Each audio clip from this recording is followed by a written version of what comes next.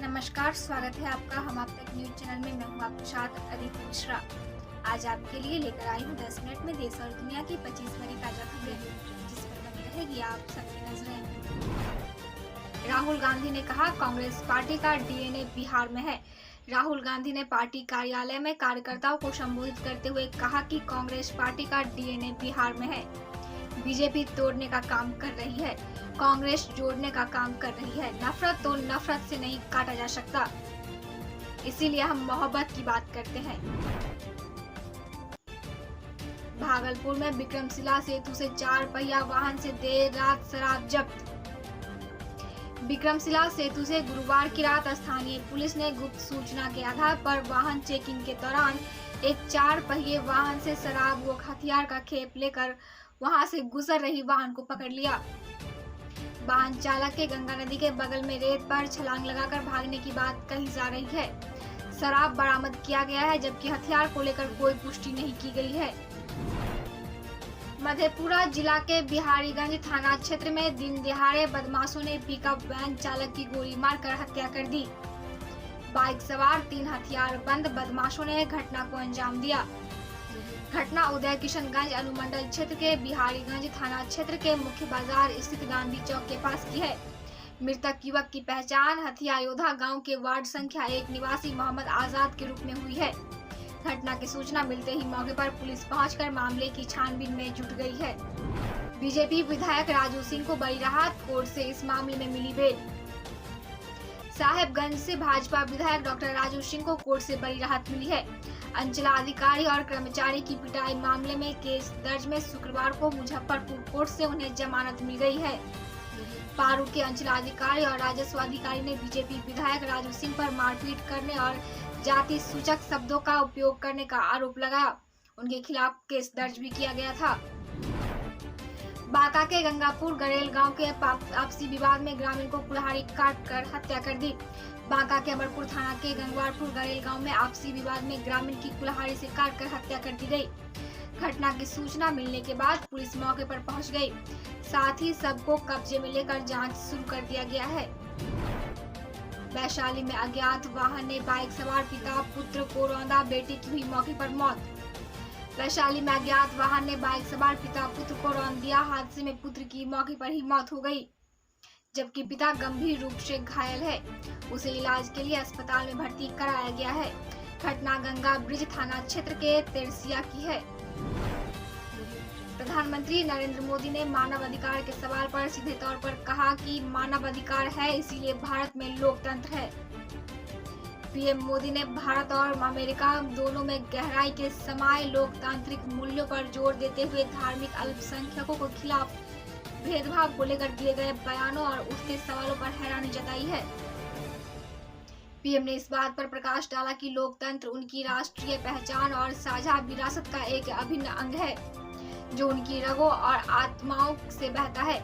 मोदी ने पुष्टि की कि लोकतंत्र सिर्फ एक अवधारणा नहीं है, बल्कि उनके संविधानों और सरकारों में प्रकट एक जीवित वास्तविकता है। किसान के लाभार्थी मोबाइल ऐप से कर पाएंगे फेस वेरिफिकेशन, जाने कब आएगी अगली किस्त। केंद्र प्रायोजित योजना पीएम किसान के तहत पंजीकृत कृषक एवं वन टाइम पासवर्ड या फिंगरप्रिंटिंग के बिना आप अपना चेहरा स्कैन करके केवाईसी पूरा कर सकते हैं। सरकार ने इसके लिए मोबाइल एप्लीकेशन पर फेस वेरिफिकेशन सुविधा पेश की है। पीएम किसान मोबाइल ऐप पर नई सुविधा कृषि मंत्री नरेंद्र सिंह तोमर ने पेश की। उन्होंने कहा कि योजना का कार्यान्वयन टेक्नोलॉजी का उपयोग करके बहुत आसान हो गया है। बिहार के लिए मौसम विभाग ने एक बार फिर अलर्ट जारी किया है। मौसम विभाग की माने तो अगले 2 से 3 घंटे में बिहार के कई जिलों में मूसलाधार बारिश हो सकती है। इसके साथ ही ठनका गिरने की भी आशंका है, लिहाजा लोग सतर्क रहें। मौसम विभाग की माने तो अगले 2 से 3 घंटों में बिहार के औरंगाबाद, गया और रोहतास जिले के कुछ भागों में भारी बारिश हो सकती है। इसके साथ ही 30 से 40 किलोमीटर प्रति घंटे की स्पीड से तेज हवा चलने की संभावना है। मौसम विभाग ने वज्रपात को लेकर भी अलर्ट जारी किया है। तृतीय स्नातक स्तरीय संयुक्त प्रतियोगिता परीक्षा रद्द करने की मांग पर हाईकोर्ट ने सुनवाई। EOU से मांगा जवाब। पटना हाईकोर्ट ने राज्य में तृतीय स्नातक स्तरीय संयुक्त प्रतियोगिता परीक्षा 2022 के लिए ली गई प्रारंभिक परीक्षा को रद्द करने के लिए नए सिरे परीक्षा लेने की याचिका पर सुनवाई की। मुजफ्फरपुर समेत बिहार के कई जिलों में सेंट्रल GST की टीम ने की छापेमारी, मचा हड़कंप।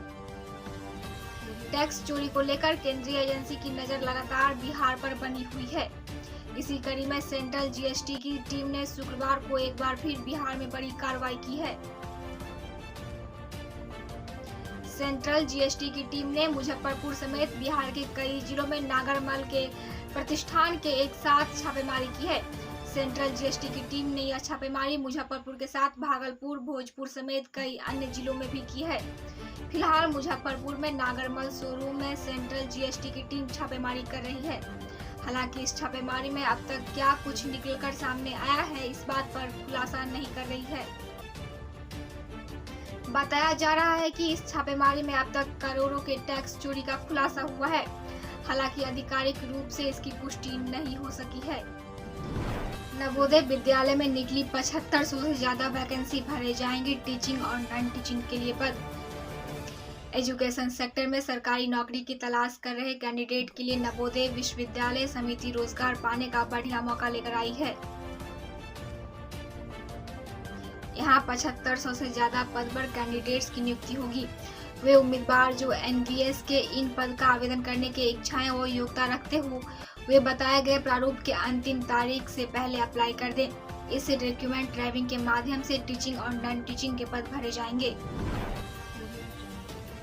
एशिया के टॉप 200 विश्वविद्यालयों में 18वें संस्थान है सबसे आगे।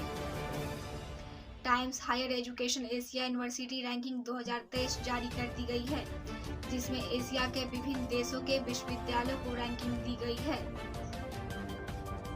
रैंकिंग में सबसे ज्यादा जापान के 117 विश्वविद्यालयों ने जगह बनाई है।